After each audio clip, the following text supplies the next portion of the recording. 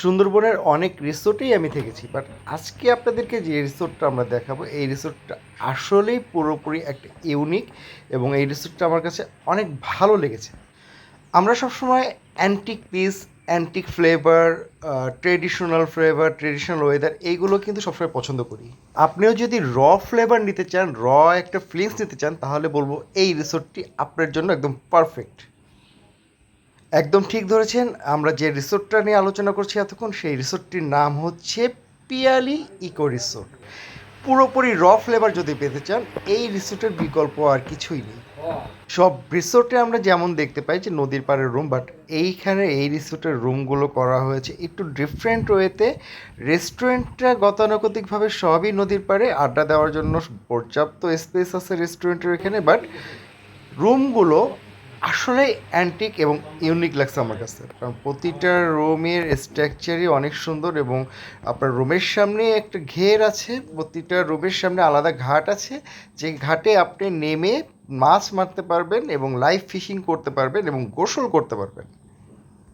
সহজ কথায় বলতে গেলে এখানে রিসোর্টে পরিচালনার জন্য যে লোকগুলোকে নেওয়া হয়েছে, এই লোকগুলো কিন্তু একদম প্রান্তিক জনগোষ্ঠী। লোকাল মানুষের হাতের রান্নার খাবার থেকে আরম্ভ করে এখানকার কালচার, এখানকার নেচার, সব কিছু জানতে গেলে লোকাল পিপলদের সাথে মিশতে হবে, এবং যেটা কিনা একমাত্র এই রিসোর্টে আসলেই আপনি পেয়ে যাবেন। আর সবচেয়ে বড় ব্যাপার হচ্ছে আতিথেয়তা। এখানকার মানুষের অন্তরের থেকে যে আতিথেয়তাটা যে পাবেন, যেটা কিনা অন্য কোনো জায়গায় আমি হয়তো বা সব জায়গায় পাই না, এরকম আপনি পেয়েছেন কিনা জানি না, বাট আমি এখানকার মানুষের একদম অন্তরের ভিতর থেকে যে আতিথেয়তা আসে সেটা পেয়েছি আমি এখানে।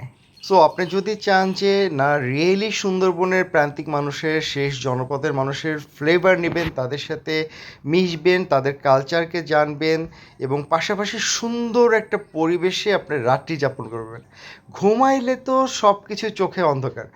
নদীর পাড়ের রুমও যা, আপনার ভিতরের রুমও তাই। তো আমরা এখানে ট্রেডিশন যেটা আছে সেই জিনিসটাকে তুলে ধরার জন্য যত রকমের আয়োজন আছে আমরা সব কিছু এখানে করে থাকি।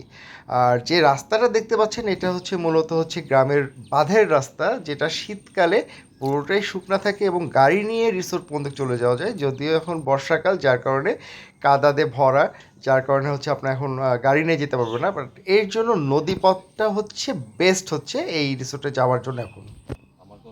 তো এই রিসোর্টের বুকিংয়ের জন্য আপনারা আমাদের বিউটিফুল বাংলাদেশ ট্যুরস অ্যান্ড ট্রাভেলসের পেজে নক করে এবং আমাদের নাম্বারে কল দিলেই আপনারা এখানে বুকিং করে রাত্রি যাপন করতে পারবেন।